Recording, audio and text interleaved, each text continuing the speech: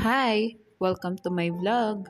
Ang video natin today is Bonakid versus Lactum na parehas na pang 1 to 3 years old. We will base our review on the nutrition facts for 100 grams of powder. Simulan na natin. Sa protein, linoleic acid and linolenic acid, lamang ang Bonakid at wala itong DHA. Ngunit lamang naman ang Lactum sa energy, fat, and DHA. Lamang ang Lactum sa first category.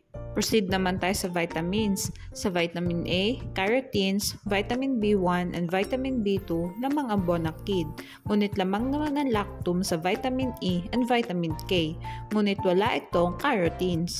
Sa vitamin B6, vitamin B12, niacin, and vitamin C, lamang ang Bonakid. Samantalang lamang naman ang Lactum sa folic acid, pantothenic acid, and biotin. Lamang ang Bonakid sa vitamins. Sa phosphorus, zinc, and copper, lamang ang Bonakid. Samantalang lamang naman ang Lactum sa calcium, magnesium, and iron. Sa manganese, iodine, sodium, potassium, chloride, and selenium, lamang ang Bonakid. Lamang ang Bonakid sa minerals. At ang Bonakid ay may amino acids na wala ang Lactum. At ang Lactum ay may prebiotic na wala naman ang Bonakid. Bale, ang summary ng vlog natin ay sa first category, lamang ang Lactum. Ngunit sa vitamins, minerals, and other nutrients, lamang naman ang Bonakid.